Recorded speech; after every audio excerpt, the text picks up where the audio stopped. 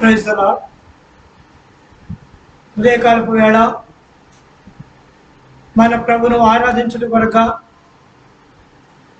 దైవ గ్రంథమైనటువంటి బైబిల్లో నుండి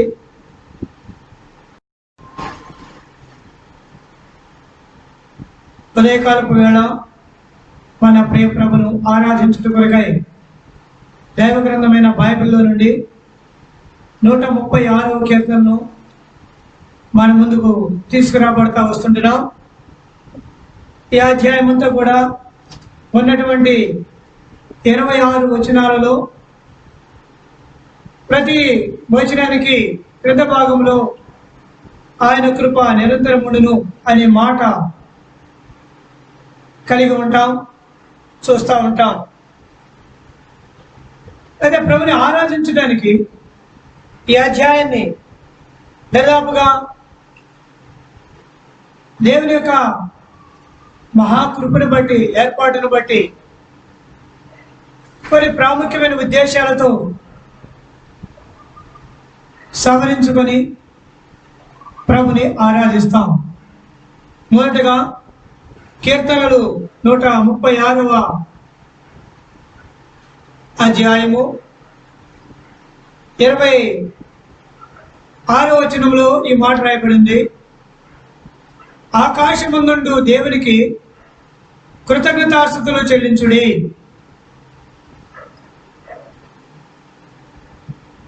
ఇరవై 23వ వచనంలో మనము దీనదశలో ఉన్నప్పుడు ఆయన మనలను జ్ఞాపకము చేసుకొనెను. ఒకటి మనల్ని జ్ఞాపకం చేసుకున్న రీతి, రెండవది మన ప్రభును ఆరాధించవలసిన రీతి కనపడతా ఉంది. మన ప్రభుని ఎందుకు ఆరాధించాలి అంటే ఆయన మనల్ని జ్ఞాపకం చేసుకున్నాడు. ఆయన మనం జ్ఞాపకం చేసుకున్న రీతిని మనం కానీ చూడగలిగితే ఆయన మనం ఆరాధించే రీతి మనకి కనబడతా వస్తూ ఉంది. ఎటువంటి పరిస్థితుల్లో మనల్ని ఆయన చూశాడు, నిర్ణయించాడు అంటే దీనదశలో ఉన్నప్పుడు. దీనదశ అంటే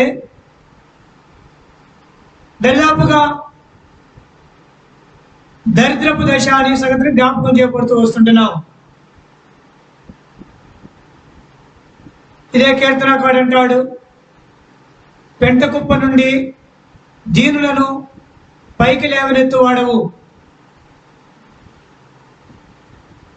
కాబట్టి దేవుడు ఈ దీనదశ అనేది ఎక్కడదంటే ఒక దరిద్రమైనటువంటి పెంట కుప్ప అనుభవం.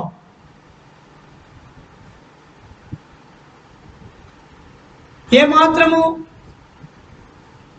ఎటువంటి ప్రేమానురాగాలకు నోచుకున్నటువంటి దయనీయమైనటువంటి వాతావరణం. బైబిల్లో ఇదంతా కూడా ఇశ్రాయేలును ఉద్దేశించి రాయబడినటువంటి కీర్తన. ఇశ్రాయేలు అంటే దాదాపుగా సృష్టి ఆది నుండి, ఆదాము దగ్గర నుండి మన ప్రభువైన యేసుక్రీస్తు వారు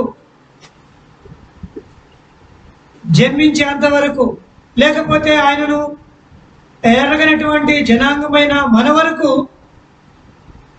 నిర్ణయింపబడినటువంటి విధానం.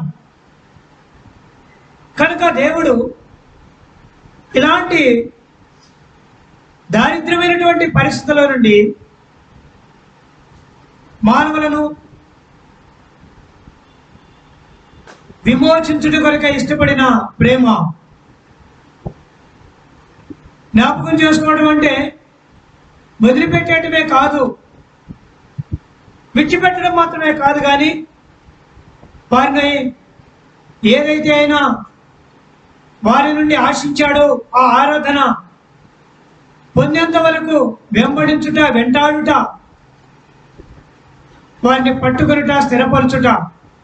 దీన్నే ఈ లేఖనాల్లో మనం చూస్తాం. మొట్టమొదటిగా 1వ వచనం నుండి 4వ వచనం వరకు దేవదేవునికి కృతజ్ఞతాస్తుతులు చెల్లించడం 2వ వచనంలోను, యెహోవా దయాళునికి కృతజ్ఞతాస్తుతులు చేయడం 1వ వచనంలోను, ప్రభులకు కృతజ్ఞతాస్తుతులు చెల్లించడని 3వ వచనంలోను, ఆయన ఒక్కడే మహాచార్య కార్యములు చేయవాడనే 4వ వచనంలో చూస్తూ వస్తుంటున్నాం. అంత మాత్రమే కాకుండా 26వ వచనం ప్రకారము ఆకాశముందుండు దేవునికి కృతజ్ఞతాస్తుతులని సరిదిద్దాము. ఇదంతా కూడా దేవుని యొక్క దైవత్వాన్ని చూపిస్తామండి. దేవుడు దయగలిగిన వాడు, ఆయన దేవదేవుడు, ఆయన ప్రభులకు ప్రభువు, ఆయన ఆశ్చర్యకార్యములు చేయవాడు మాత్రమే కాదు, ఆకాశముందుండు దేవుడైన సంగతిని జ్ఞాపకం చేయవలసి వస్తుంటున్నాం. కనుకనే మన ప్రభు యొక్క దైవత్వం ఈ లక్షణాల్లో ఈ వచనాల్లో మనము చూడగలుగుతూ వస్తుంటున్నాం. ఎవరికి ఆకాశం నుండి దేవుడు ఎవరంటే ఆయన ఆశ్చర్యము, ఆయన మహాత్య కార్యములు చేయగలిగిన వాడు, ప్రభులకు ప్రభు అయిన దేవుడు, ఆయన రాజులకు రాజు అయిన దేవుడు, ఆయన యుగయుగములుండే దేవుడు. అందుకని ఆయన దైవత్వాన్ని బట్టి ఆయన ఆరాధింపబద్ధులమై ఉన్నాం.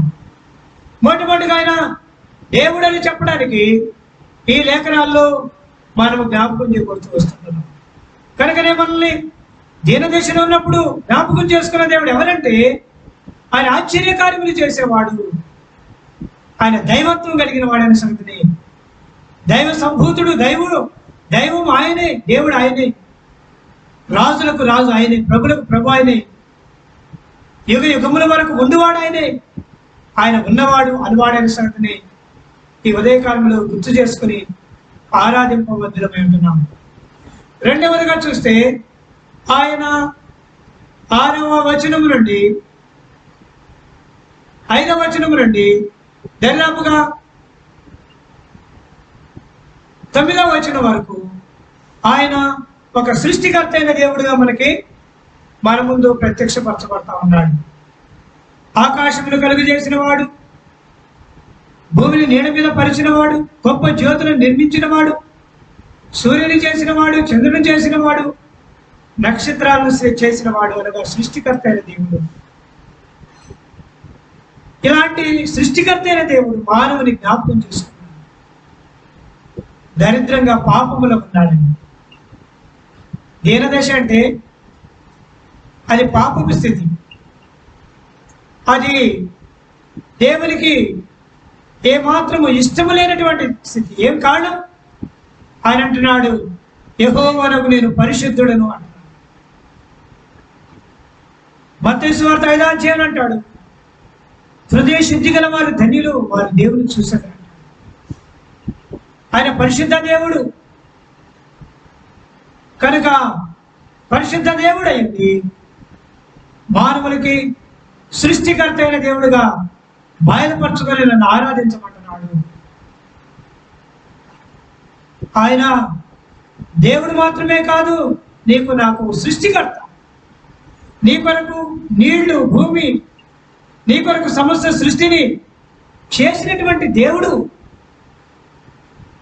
నిన్నే సృజించిన దేవుడు, తన స్వరూపమందు తన పోలిక చొప్పున నరులను చేయదుము అని ఎంచి నరులు చేసినటువంటి దేవుడు. నాసికారంధ్రములో శివాయువును మూలంగా నరుడు జీవించు ఆత్మ ప్రాణిగా చేయబడుతుంది. కనుక ఈ శరీరంలో ఆయన ప్రాణములు, ఆత్మలు పోస్తూ వచ్చాడు.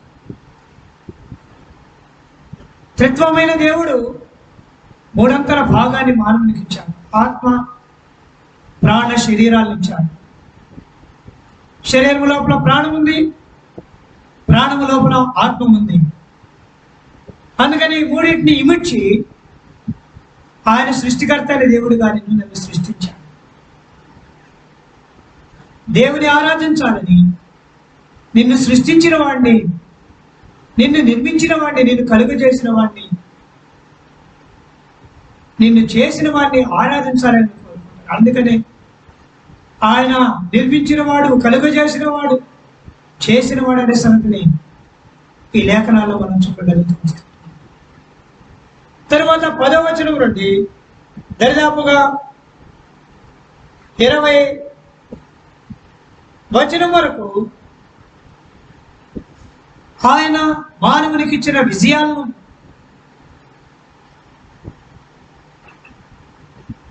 ఉద్దేశించిన వాడుగా చూస్తున్నాం.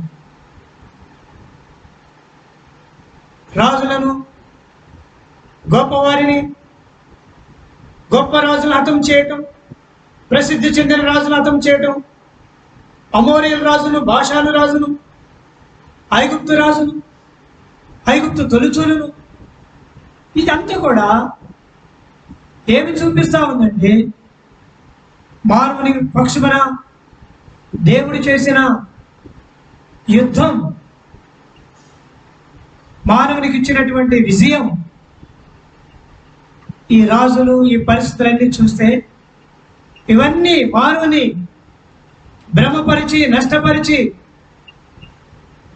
హింసించి, వేధించి, పాపములోనికి దించి మరణంలోనికి తీసుకెళ్ళిపోతున్న ఈ లోకాన్ని చూపిస్తాం.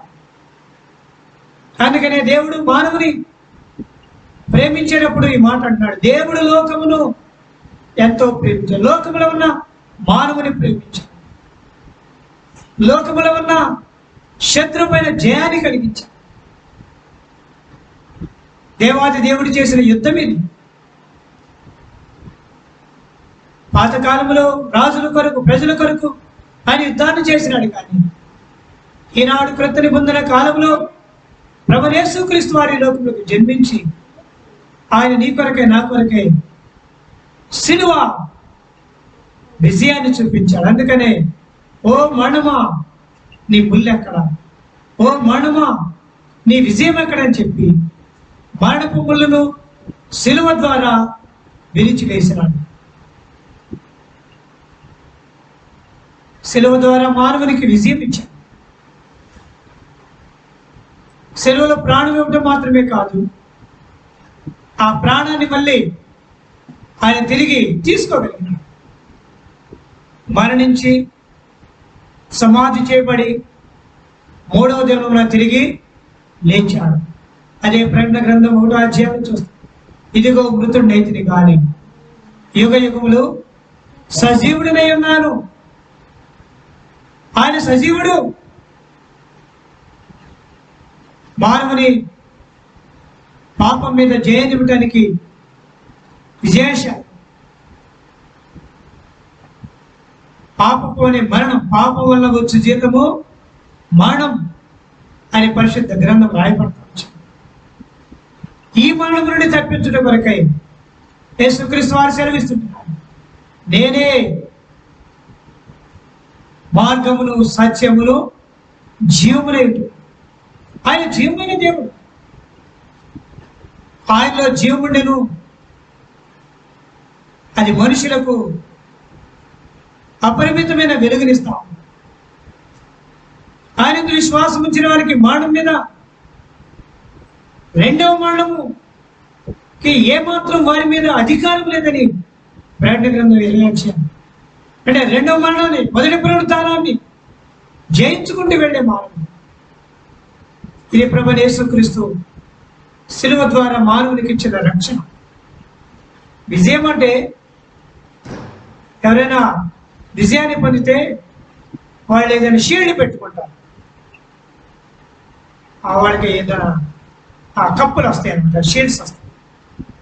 మామూలుగా గోల్డ్, సిల్వరు అట్లా వాళ్ళకి షీల్డ్స్ వస్తాయి. అవన్నీ అక్కడ పెట్టుకుంటూ ఉంటారు. ఏంటి సంగతి అంటే జయించేవాళ్ళు.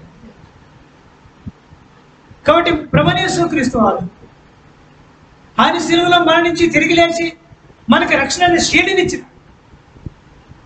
ఆ షీల్డ్ని మనం మెడలోనైనా ధరించుకోవచ్చు,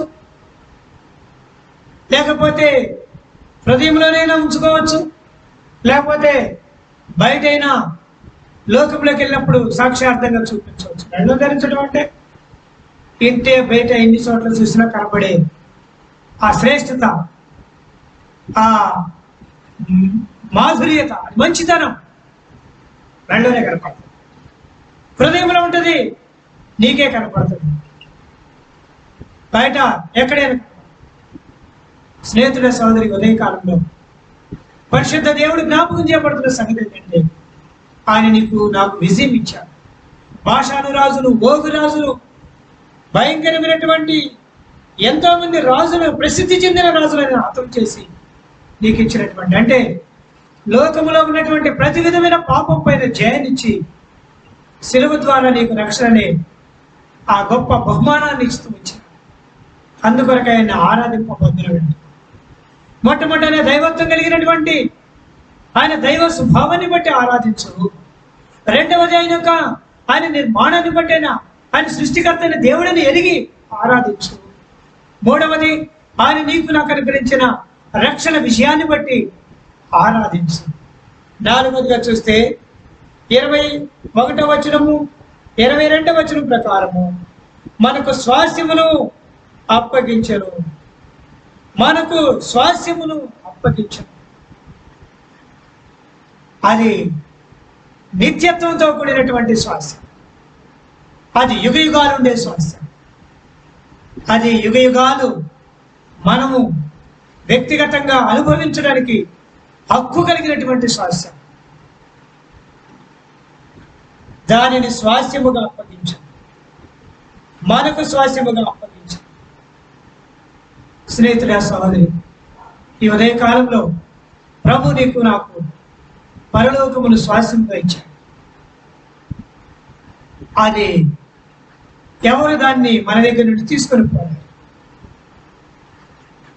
ఎవరు తీసుకొని పోవడానికి హక్కు లేదు. యేసుప్రభు వారు చెప్పినారు మార్కు యోహాను సువార్త 14వ అధ్యాయం 6వ వచనం, ఆ 2వ వచనంలో నా తండ్రి అంటే అనేక నివాసములు. 14వ అధ్యాయంలో 2వ వచనం మాటలు చూస్తాను. నా తండ్రి అంటే అనేక నివాసాలు ఉన్నాయి. అది ఎవరి కోసం అంటే నీకు నాకు మన కోసం. నేను స్థలము సిద్ధపరచ వెళ్ళుచున్నాను. నేను వెళ్ళి నేనుండే స్థలంలో మీరు కూడా ఉండిలాగా నేను మీకు స్థలాన్ని సిద్ధపరచి వస్తాను. అది నిత్యమైనటువంటి శాస్త్రం. నీ కొరకు నా కొరకు ఆయన సిద్ధపరిచినటువంటి స్థలము శాస్త్రం. ఈ ఇశ్రాయేలుకైతే ఆయన మరి వాగ్దాన సంబంధమైన దేశాన్ని, కనాను దేశాన్ని శాస్త్రంగా పంచిపెట్టినాడు. వారు దానిలో ఉండిన వాడు మరణించాడు. ఈనాడు ఒకవేళ భౌతిక సంబంధమైన స్వాస్యము నీకు నాకు లేకపోయినా పరి సంబంధమైన స్వాస్యాన్ని, రాజ్యాన్ని, ఆధిక్యతను ఆయన సంసిద్ధపరిచాడు. అందుకొరకై ఆయన ఆరాధింపబద్ధులమై ఉంటున్నాడు. సువార్తలో పాట పాడుతూ ఉండేవాళ్ళం. ఇల్లు లేని వారను, ఇహాన నమ్మదగిన వారను రండి అని పాడుతూ ఉంటాం. అంటే ఈ లోకంలో నీకు నాకు ఏ పరిస్థితులైన భౌతిక సంబంధమే లేకపోవచ్చు, కానీ పరిసంబంధమైన స్వాస్యాన్ని ఆయన ఉచితంగా ఇచ్చాడు. It's the free of gift. ఏ మాత్రం దీనికి వ్యయం చెల్లించాల్సిన పని, క్రయం చెల్లించాల్సిన పని. కేవలం ప్రభు యేసుక్రీస్తునందు విశ్వాసం ద్వారా ఈ శ్వాసం నీకు నాకు అనుగ్రహించబడుతుంది. స్నేహితుడ సహోదరి, ఈ ఉదయకాలపు వేళ ఆ శ్వాసము ఎలాంటిదంటే ప్రకటన గ్రంథం 21వ అధ్యాయంలో 22వ అధ్యాయంలో ఎంత విలువైనటువంటి రాజ్యం అంటే శుద్ధ శివర్ణంతో అలంకరింపబడిన ముత్యాల గుమ్మములు, ముత్యాలతో పునాదులు వేయబడినటువంటి పరిశుద్ధ రాజ్యం. అది ఆకలి దాహ బాధలు లేనటువంటి రాజ్యం, ఏడ్పు దుఃఖము లేనటువంటి రాజ్యం, విమోచించబడిన వారి తలలపైన నిత్యానందం ఉండి వారి కీర్తనలతో ప్రభుని ఆరాధించే రాజ్యం. ఆ రాజ్యాన్ని స్వాస్యముగా ఇచ్చి ఇక్కడ ఆరాధన దేవుడు నీకు నాకు అనుగ్రహిస్తూ ఉంచాడు. ఇదంతో విలువైనటువంటి అనుభవం కనుక దీనిని బట్టి ఆయన ఆరాధింప బాధ్యులమై ఉంటున్నాం. తర్వాత చూస్తే 24వ వచనములో ఆయన ఎలాంటి వాడంటే మన శత్రువుల చేతుల నుండి మనల్ని విడిపించిన దేవుడు. రాజును జయించడం వేరు, జయించిన తర్వాత స్వాస్యంలో ప్రవేశించిన తర్వాత ప్రతి పర్యాయము సారికి మనల్ని బలహీనపరచడానికి, మనల్ని కృంగదీయడానికి, మనల్ని నిరాశపరచడానికి, మనల్ని ఆవేదనకు గురై దేవుని యొక్క స్వరూప సౌందర్యంలో హర్షింపకుండా, ఆరాధించకుండా, ఆనందించకుండా ఉండే అడ్డగించే పరిస్థితుల నుండి ఆయన విడిపించేవాడైన సంగతిని ఈ ఉదయకాలపు వేళ జ్ఞాపకం చేయబడుతూ వస్తుంది. అందుకొరకైనా ఆరాధించు. రక్షింపబడ్డా మంచిదే, విజయాన్ని పొందే మంచిదే, పరమశ్వాసములు ఆనందించడానికి నిరీక్షించడం మంచిదే. అయినప్పటికీ శత్రువు యేసు ప్రభువారు ఆయన దేవుడు, దేవుని కుమారుడు అయినప్పటికీ ఆయన శరీరంతో ఉన్న కారణం చేత అపవాది మార్కు సువార్త, మత్తయి సువార్త 4వ అధ్యాయం, లూకా సువార్త 4వ అధ్యాయం ఆయన దగ్గరికి వచ్చాడు. అక్కడ అంటాడు, నీవు దేవుని కుమారుడు అయితే అనుమానాన్ని సృష్టించడానికి, అభ్యంతరాలు, ఆటంకాలు కల్పించడానికి, నీ విశ్వాసం యొక్క గురిని, నిరీక్షను తప్పించడానికి శత్రు పెట్టే ప్రతి సంగతి నుండి ఆయన విడిపించేవాడనే సంగతి చెప్పి ఆయన ఆరాధించు. చివరిగా 28వ వచనంలో చూస్తే ఆయన ఆ 25వ వచనంలో సమస్త జీవులకు ఆయన ఆహారము ఇచ్చేవాడు, పోషించేవాడు, సంరక్షించేవాడు, కాపరి. ఆత్మీయంగా కానీ శారీరకంగా కానీ నీ స్థితిగతులన్నిటిలో ఆయన నిన్ను సంరక్షించి పోషించేది, ఆశ్చర్యకరమైన రీతిలో పోషించేది. దాని గురించి వాళ్ళకి రాస్తూ అంటాడు, ఎట్లా చేశాడంటే మరి ఎంతో శ్రేష్టమైనటువంటి ఆహారాన్ని పెట్టాడు. తనకి మన్నాను కురిపించాడు, దేవదూతలు భుజించే ఆహారం. దాన్ని అంటాడు బైబిల్లో, ఇదేమి, వాట్ ఈస్ దిస్? ఆశ్చర్యకరమైన ఆహారాన్ని దేవాది దేవుడు నీకు నాకు అనుగ్రహిస్తూ వచ్చాడు. అదే వాక్యం, అదే దేవుని యొక్క పరిపూర్ణత, అదే ప్రభు యొక్క సంపూర్ణత. ఆయన మంచి పోషకుడైనాడు. ప్రతిదినం ఆత్మీయ జీవితంలో ఎక్కడ ఓడిపోకుండా, ఆకలితో అలమటించిపోకుండా,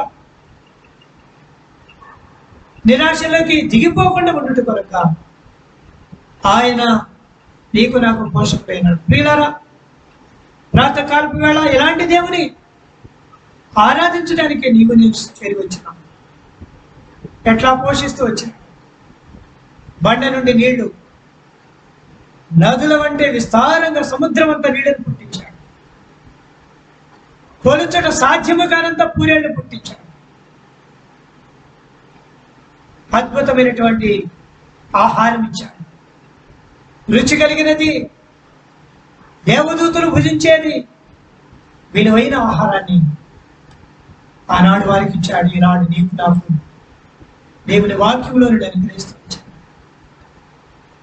స్నేహితుడ, సహోదరి, ఇంత విలువైనటువంటి కార్యం చేసిన వాడే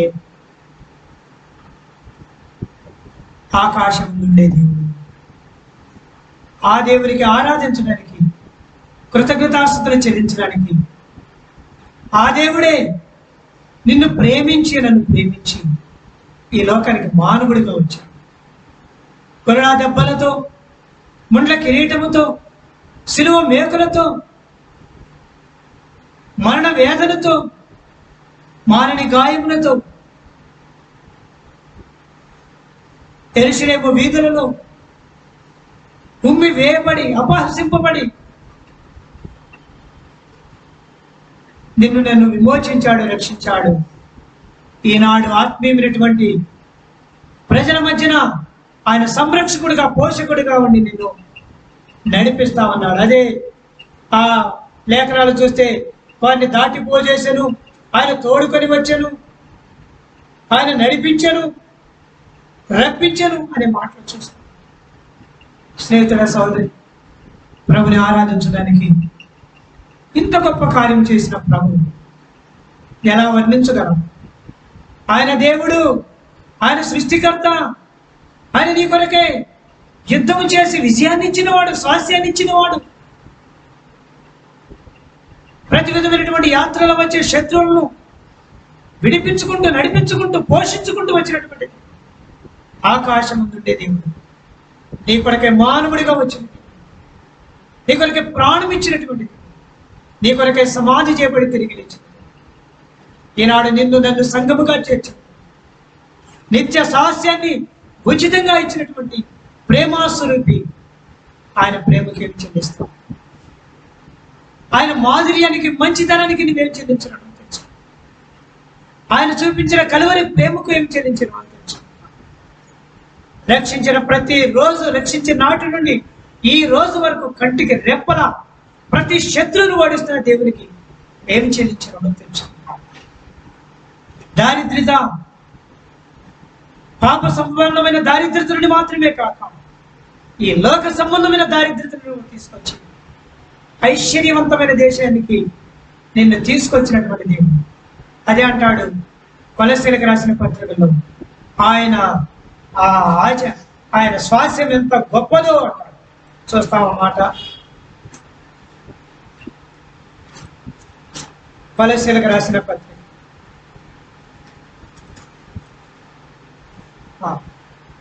ఎఫెసీలకు రాసిన పత్రిక 1వ అధ్యాయము 17-18 వచ్చినారు. మరియు నీ మనోనేత్రములు వెలిగింపబడినందున ఆయన మిమ్మల్ని పిలిచిన పిలుపు వలనైనా నిరీక్షణ ఎట్టిదో, పరిశుద్ధుల్లో ఆయన స్వాస్థ్యం యొక్క మహిమైశ్వర్యం ఎట్టిదో, ఆయన క్రీస్తునందు వినియోగపరిచిన బలాతిశయమును బట్టి విశ్వసించమని ఆయన చూపుతున్న తన శక్తి యొక్క అపరిమిత మహత్యం ఎట్టిదో మీరు తెలుసుకున్నారు. చూసారా? ఎట్టిదో ఎట్టిదో ఎట్టిదో అలాంటి దేవుడు, యేసుక్రీస్తు యొక్క దేవుడైన మహిమ స్వరూపి యొక్క తండ్రి తను తెలుసుకోవడానికి మీకు జ్ఞానమును ప్రతి మనసును అనుగ్రహించాడు. తర్వాత 20వ వచనంలో ఆయన తన బలాతిశయంతో క్రీస్తును మృతుల్లో నుండి లేపి సమస్తమైన ఆధిపత్యము కంటెను, అధికారము కంటెను, శక్తి కంటెను, ప్రభుత్వం కంటెను ఈ యుగమందు మాత్రమే కాక రాబో యుగమందును పేరు పొందిన ప్రతి నామము కంటే అంటూ హెచ్చుగా పరలోకమందు ఆయనను తన కుడి పార్శ్వమందు కూర్చుండబెట్టి ఉన్నాడు. ఇది ఆయన నీకు నాకు ఇచ్చినటువంటి సమసారూప్యత కలిగినటువంటి అది ఎట్టిదో ఎట్టిదో ఎట్టిదో. ఊహించగలవా ఆయన జ్ఞానం? ఊహించగలవా ఆయన శక్తి యొక్క అపరిమితమైన మహత్యం? ఊహించగలవా పరిశుద్ధిలో ఉన్నటువంటి స్వాస్యం యొక్క మహిమైశ్వర్యం? అలాంటి దేవుడు నీ కొరకు రిక్తుడిగా చేయబడి నిన్ను ఆయనతో కూడా ఉంచుట కొరకై ఎంతో హెచ్చుగా పరలోకమందు ఆయనను తన కుడి పార్శ్వమున కూర్చొని తండ్రి దగ్గరకు చేర్చే వారిదిగా మధ్యవర్తిగా ఈ లోకానికి వచ్చాడు. వర్ణింప శక్యమా?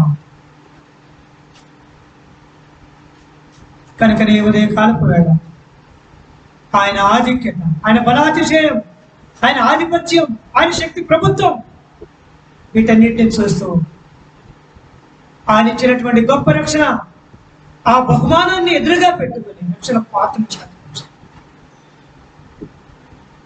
ఆ బహుమానంతో, ఆ బహుమానంలో దాగి ఉన్న ఆయన ప్రేమ, ఆయన శక్తి ప్రభావాలను చూసుకుంటూ హృదయమాన ఆరాధిద్దాం. ఒకవేళ వీటన్నిటి నేను ఉపయోగించకపోతే నా స్థితి యుగ యుగాలు అగ్ని ఆరని పొరుగు చావని భయంకరమైనటువంటి అగ్ని. స్నేహితుడా, సహోదరి, తప్పించాడు, విడిపించాడు, రక్షించాడు, నడిపించాడు, పోషిస్తుంటున్నాడు. ఆయనకు దగ్గరగా ఉన్నాం, ఆయన ఆరాధిద్దాం. కృతజ్ఞతాస్తుతులు ఆకాశమందుండు దేవునికి కృతజ్ఞతాస్తుతులు చెల్లిద్దాం. ఎందుకు? మనము దీన దశలో ఉన్నప్పుడు ఆయన మనల్ని జ్ఞాపకం చేసుకో. రండి వాక్య పిల్లలు స్తుతించి ఆరాధిద్దాం.